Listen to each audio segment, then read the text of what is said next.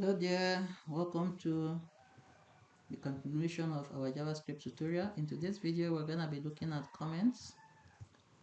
So we briefly introduced ourselves to comments in our last video where we defined comment as the set of characters or content that comes immediately after a double forward slash like this, or no content that comes in between a forward slash and an asterisk and asterisk then forward slash. So whatever comes in between these two will be considered as a comment and will be ignored by the JavaScript engine. Now what this means is that the double forward slash is used for a single line comment, while the forward slash asterisk and then closed by asterisk forward slash is used for a multiple line comment like this. So when you want to comment on a multiple line, then you better use the forward asterisk, then you close the comment with a asterisk forward slash. Okay, so again, we spoke on the advantage of commenting your code, as it helps you as well as whoever is gonna read your code to understand the function of every part of your code. Okay, we are heading on to variables. Variables are quite straightforward. We already defined what a variable, which is, we said that a variable is just a container for storing data. In JavaScript, to create a variable, it must begin with a keyword. So it's like a command. The keyword are like command to do something. Say, okay, var mean create a variable. What should I call it? Call it x, you see. So create a variable and give it value x, and then equals to 5, meaning store 5 inside it. You store the number 5 inside of x. So in your program is now aware of a new variable that you can use at any part of your program, and its value is 5. That's what that means. Variable y equals to 6, so you have another variable called y, and its value is 6. Variable z is equals to x plus y. Now you are creating a new variable called z and you want to store the addition of x and y inside of z. So what the engine is gonna do is to compute this expression. This is what we call an expression. This is a mathematical expression because it involves two different variables and it generates a result. So it's an expression. Now the expression will be computed and the final result of this expression will be stored in z. So if x is 5, y is 6, then z will definitely have what? 11, because 5 plus 6 is 11. Okay, much like algebra, so this is also another example, like a real life scenario where you have price 1 6 and 5, price 2 6, total price 1 plus price 2. Okay, identifier. So all JavaScript variables must be identified with unique name.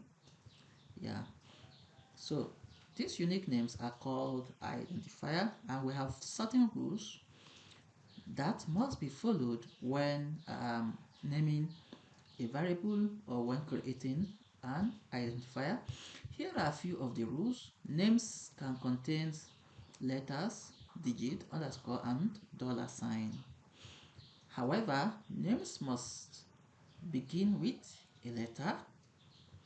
Names can also begin with a $sign, an underscore, but it can never begin with a number. And preferably, names should always begin with an alphabet. Okay, names are kind sensitive, so if you have a variable called y and another variable called capital Y, they are all two different variables. So reserved words like the JavaScript keyword cannot be used as names, of course. We already said the keywords, they are reserved words that can only be used for the purpose to which JavaScript understand them for. So you cannot just say variable, maybe var is equals to 5, for example. So that will be an error, you know. The assignment operator. Yeah, the assignment operator is what helps you to assign value to a variable. So the equality sign, you know, in mathematics, is also used as the assignment operator. So when you say x is equals to x plus 5, now this is logic, right? Now let's say x is initially 1. When you created the variable, you now say x equals to x plus 5. What happens is that the assignment of the execution of this statement starts from the right hand side, then ends in the left hand side, right? So it starts from the right hand side of the equality sign, and then it ends in the left hand side of the equality sign. So it does not affect the variable x, you know, to write a statement like this. So what will happen is that if x is initially 1, then this expression, the execution starts from this side down to this side. So 1 will be added to 5 to make 6. And this final 6, which is a result, will now be stored back in x, meaning it's gonna replace the initial value of x, which was 1. So that's logic. These are the logics that you are gonna be learning in programming. Okay. Data type. JavaScript variables can hold numbers like 100, text like John, and these text values are called strings. JavaScript can handle many types of data. Yeah. So, but for now, we want you to stick to numbers and strings. So, for example, if you see this var pi is equals to 3.14, this is a number.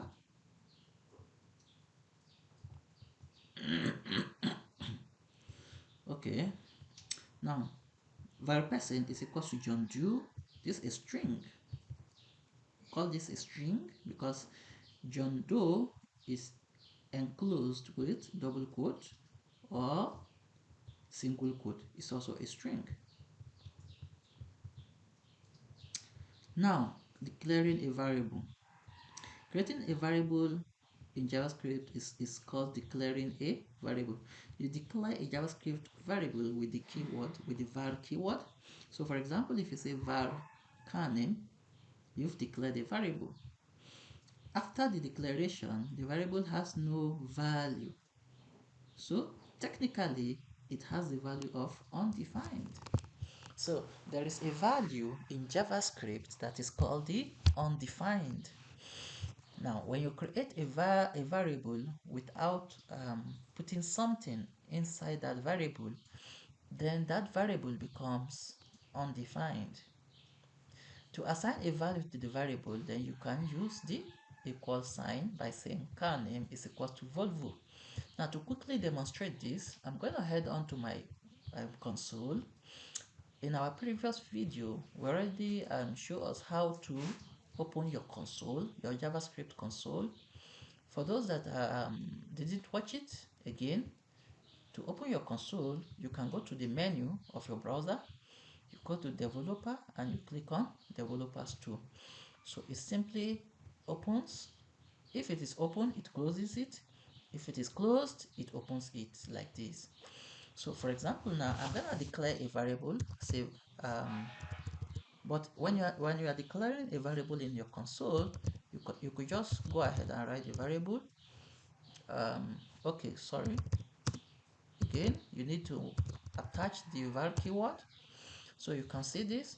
I just wrote var car name and I press the enter key and it gave me what? Undefined. But if I now say car name should be equal to Volvo, enter, you see the content of car name is Volvo. If I now say car name plus, or as a car name is equals to car name plus, I can add strings, right? So when you use a plus on strings, it simply join them together. So I say is my best brand, and when you press enter, then the content of car name is now Volvo is my best brand. Okay, so let's go back.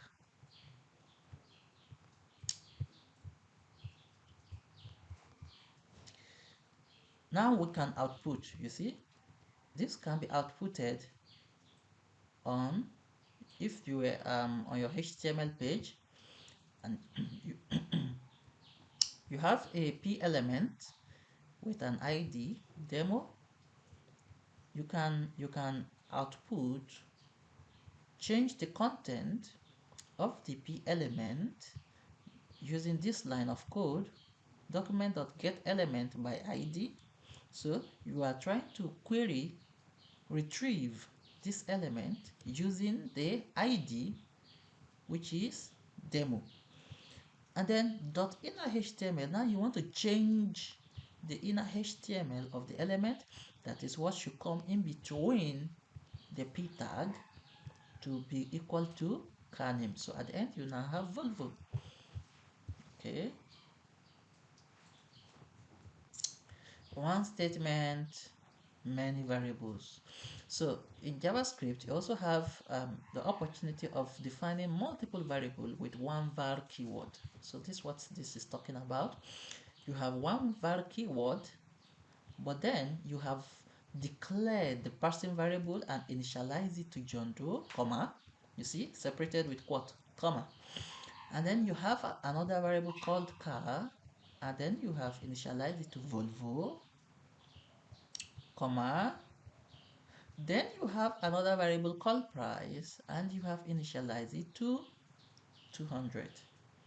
So this is one statement, many variables, meaning one var keyword to create many variables. So when you have a lot of work, you can make work faster by quickly using one var keyword. You declare all the variables that you're going to use on your script on a single line, and then you can as well initialize them, and then you can continue to other part of your code. So instead of having to do something like this, so a declaration can also span, you can also span the same declaration on multiple lines like this. Value equal undefined. In computer programs, variables are often declared without a value. Yeah, then it can be initialized.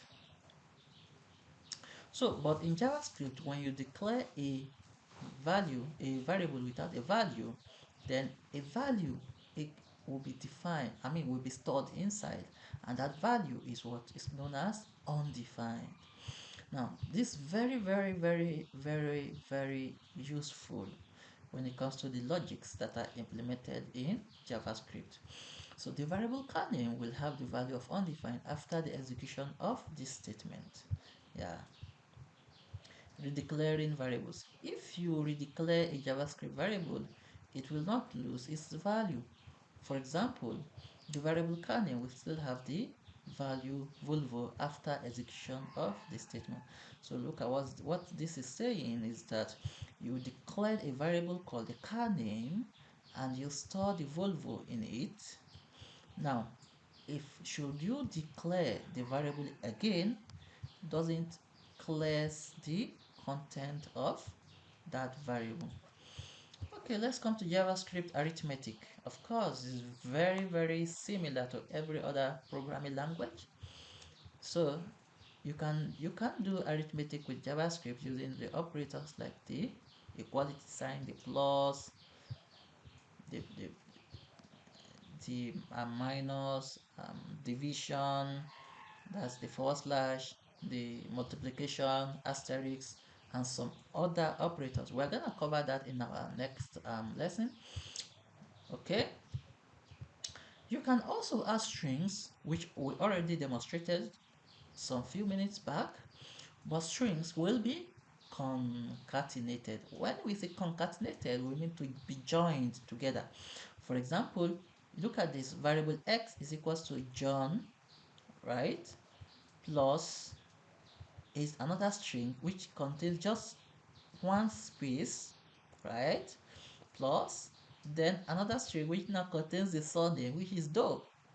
Now what happened is that this plus, because the plus knew that this is not a number, this is not a numeric value, this is not a numeric literal, so it's gonna join them together. So that at the end you're not gonna have join John space then Doe, right?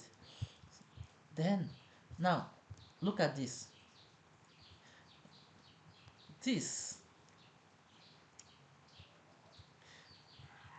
What happened is that if you put a number in quote like this, the rest of the numbers will be treated as strings as well. So what this is gonna do is that it's gonna enforce that these 2 and 3 should become strings, so that the end result of this expression will be 5 to 3. So it will be like 523. Why? Instead of having to say 2 plus 3, 5, but because the 5 here is already a string, 2 and 3 will be treated as strings. And so if 2 and 3 are treated as strings, then the operator, the plus operator, is gonna just join them and concatenate them to become 5 to 3. Okay, we're gonna stop here today, and see you in the next video.